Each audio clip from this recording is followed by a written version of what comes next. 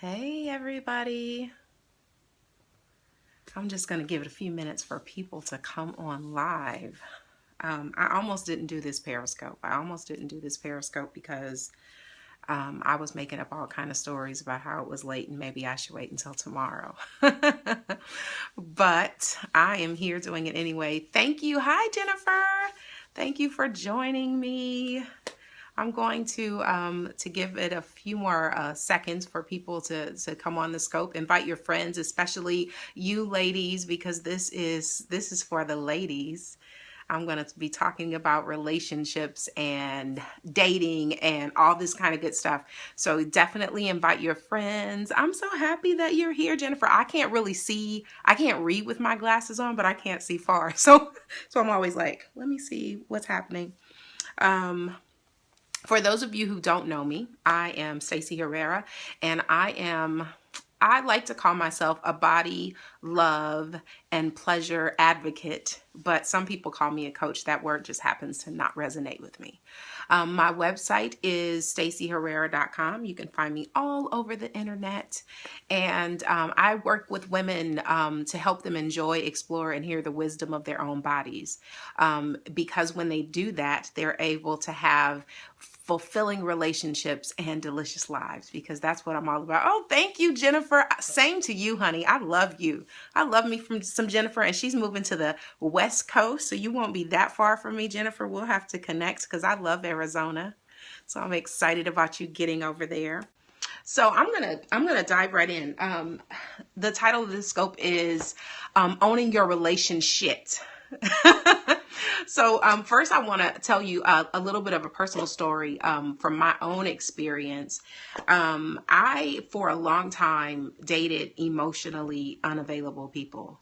And I use the term dated loosely because I wasn't always in a relationship with these people, but I would date them and I had great sex with them and I enjoyed it. I enjoyed it very much.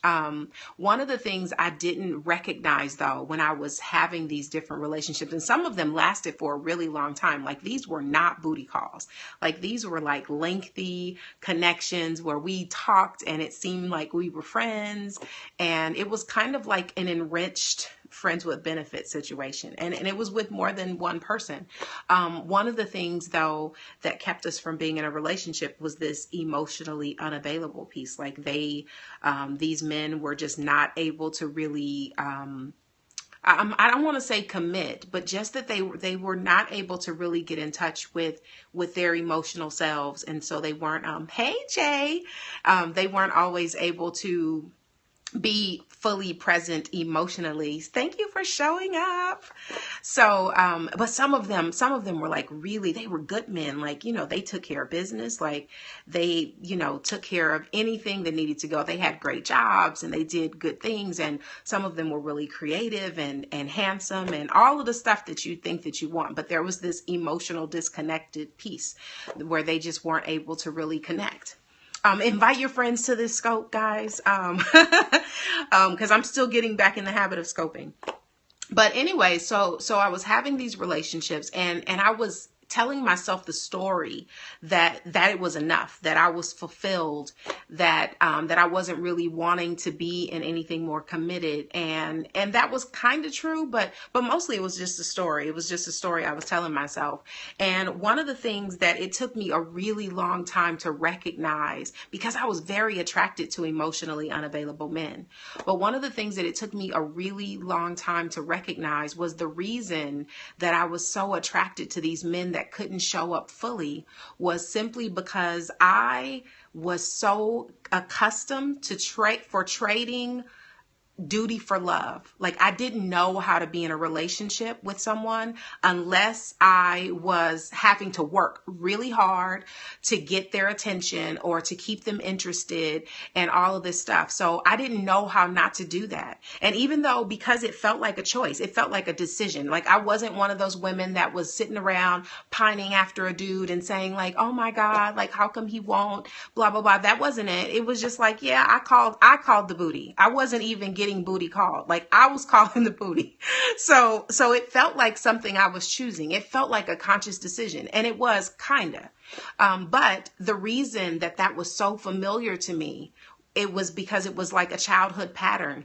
I didn't know how to see that my parents loved me unless I did something. And so there was a part of me that felt like I had to perform or do a duty in order for me to feel like they loved me. And so I went through my life like replicating that behavior, like doing that over and over again, and not recognizing that that's what I was doing. So once I came to the revelation, oh my God, can I tell you how expansive it was? Once I was able to name it, like so many behaviors and patterns got interrupted.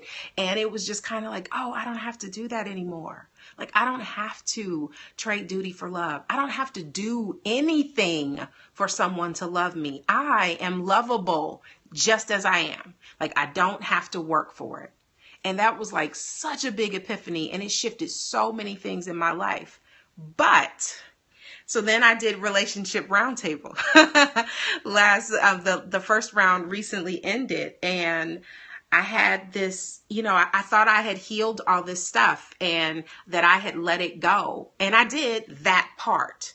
But what happened was there was a second coming. Look, I've got some notes because I wanted to make sure that I could that I could remember. So there was like this second coming. So all this emotional upheaval, like I'm having these conversations with these women and I'm listening to their shit and then seeing how it mirrors my shit, and I'm seeing deeper parts of my own shit. And then all of this stuff inside of the world got stirred up. So like last week was this highly intense energy all over, and I was so emotional and I cried so much that I had pillows where my eyes were supposed to be. And it brought up a whole new piece of that, duty for love. So that part I had healed. But what came up next for me was this feeling that I needed to be comforted. And what happened was I started to have this feeling that I needed to revert to old patterns because I was so comfortable in those old patterns, and it felt so familiar to me that I felt like I needed to do that again. And so I want to say that I've always felt supported, and I'm surrounded by a whole bunch of support. People that love me, that support me wholeheartedly. But let me tell you the difference between support and comfort, because it's not the same thing. So this is how my daughter defines it, because she's amazing. So she defines it as support is knowing that you have someone to help you. So we get that, like knowing, and we get that in community. We find that with our girlfriends. We find that with our girlfriends to feel supported. That's really important. I think this support is a really valuable currency. The only thing that really trumps it is gratitude. So support is really important, but support is not the same thing as being comforted. So comfort is someone who makes you feel like it's gonna be okay. Now, do you see the difference in that? So someone can support you and say like, you know what? I got your back. That doesn't necessarily mean you believe it's going to be okay. So I was missing this feeling of being comforted. And what I realized is I provide comfort so much in my daily life. Like I'm a Libra, I'm a nurturer. Everyone in my house is very well taken care of. I comfort everybody. And then I do this work, right? So, but then recognizing that I don't feel comforted very often in my relationships, and not because the people that love me best don't know how to do it or that they aren't capable of it. But sometimes, hey, Libras are the bomb. But sometimes, when people love you and they have their own stuff, they don't know how to be with your discomfort. And so they have a hard time comforting you. So that was something that came up. And one of the patterns for me was in one of those relationships where I was experiencing this emotional unavailability, I still was able to find comfort from this person. So now there's this extra layer that I need to work through because, almost as good as a Virgo. I don't know. My mom's a Virgo and so's my daughter. Virgos are special. But there's this extra layer that I have to now work through around this comfort piece, because this is what I know. Life is going to continue to happen, and there's going to be shitty things that come up. And I'm going to need to feel comforted. And I cannot revert back to the old patterns just because it's familiar to me. You see what I mean? Like, do you get what I'm saying? So sometimes you work through a layer and then something else comes up. So this is the point I'm making, though, is that the purpose of relationships, even the bad ones, the ones that don't work out, the ones with the people that just can't, that you can't make it work with, the ones for the people with the men that don't show up, those relationships are not for naught. Those relationships, the point of those relationships are not so that you can hurt, but so that you can heal. You need to have those relationships so that you can keep peeling that onion back and getting to the root and keep becoming your best self. And you cannot do that without relationships, even the shitty ones. So that's why that's so important. We have to keep peeling that onion back. And even when you hit something and you feel like you've healed it, it doesn't mean you're finished. It doesn't mean you're done. It doesn't mean there's nothing else to do. It means that there's going to be a new layer, a new revelation. You're going to have to work through some more shit, and you can't shut down. So I wanted to give you three questions to ask yourself so that you can check your own shit. Because it's so easy when it doesn't work out, particularly if they're unavailable or whatever. We have a tendency to want to blame. Well, the reason it didn't work out was because he blah, blah, blah, blah, blah. It didn't work out because she didn't yada, yada, yada. But the truth is, and I'm not saying that they didn't do what they did, but you still have to own your shit. So you have to own your relationship. So one of the first questions is, after it's done, or even while you're still in it, if it's a disagreement or whatever, the first question you need to ask is, what happened? And I don't mean the story you tell yourself that includes what he did to you or how he made you feel. I mean just the facts. What happened? That's all. Don't add any extras, just what happened. And the second question you need to ask is, how did I feel? And again, I don't mean none of that blaming. This is how he made me feel. Look, I'm warm. I'm seeing the reflection in my glasses.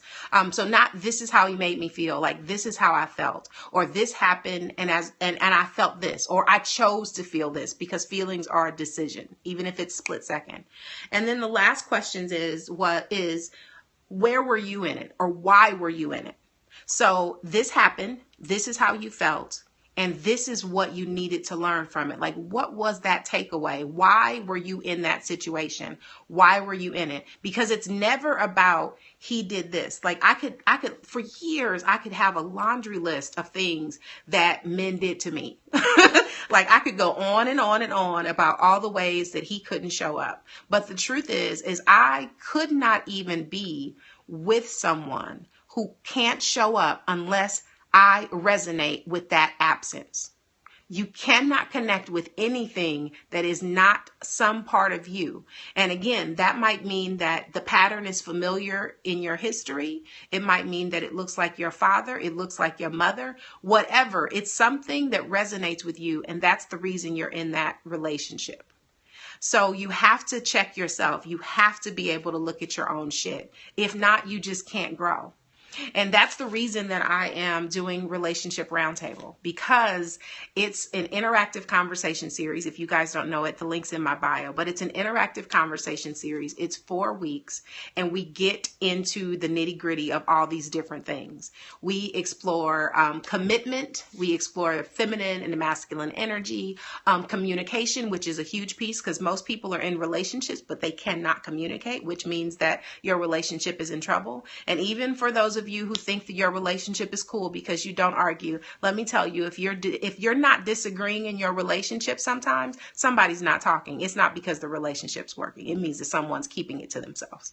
So we talk about all that stuff, and it's so good. And it was so that we just wrapped up the first round a little bit less than 2 weeks ago, and it was so much better than I thought it was going to be.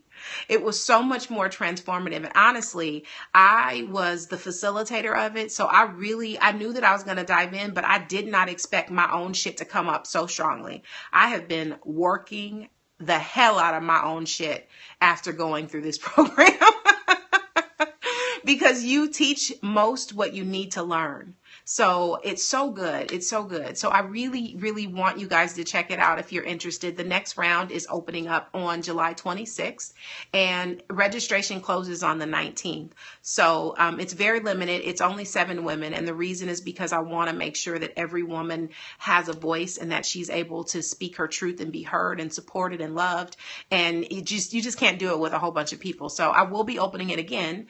The next round after this one is not going to be exactly the same. So I invite you to join. And share this scope with your girlfriends, because it's so important for us to look at our own shit. We got to stop the blame game. So often we end up in this hamster wheel, these same cycles of the same thing over and over and over again, only because we never heal what needs to be healed. So you keep exchanging people. You might be with different partners. They wear different skin, but it's the same man. You keep dating the same dude. And it's only because you haven't changed. It isn't because, like, why do I attract this same person? It's because you haven't made shift happen. I have a girlfriend and she's always like, how come I always attract boo-boo in them? She's like, he ain't got no job. He got to go tooth or whatever. She's like, how come I always attract boo-boo in them? It's because she's resonating with boo-boo. So I keep telling her, if you keep seeing Boo Boo keep showing up in different places looking like a different dude, it's because you are resonating with Boo Boo and you got some work to do. So if you have some work to do, and this is for women who are dating, who are single, women who are avoiding relationships, praying for a relationship, if you're married, you still have some work to do. So Relationship Roundtable is for anybody that has, that's a woman. So any woman that has a body, this roundtable is for you. So check it out in the bio. Thank you guys for showing up. I'm going to scope again tomorrow. I keep saying I'm going to be consistent. I'm working on it. So, thank you. Thank you. Look, I can't even hardly see. Oh, look at you. Hi, Monica. Thanks for joining. So I'm super excited. Thank you for joining, Monica. I appreciate you. And I appreciate you guys for joining in, because you could be doing anything else and you're here with me. So thank you. So I'm going to head off now because it's still sunny outside, and I'm going to go stretch my legs or do something productive, I guess. So I'll see you guys tomorrow. I've got so much stuff to talk about. So I'm going to really, really be scoping more often. Thank you so much, Jay, for tuning in all the way from the other side of the world. I appreciate you too. And I'll see you guys online. Bye. Look, I never know how to stop a scope. Look, that's how little I scope. I should be more consistent, and I would know how to end it. Here we go. Okay, bye for real this time.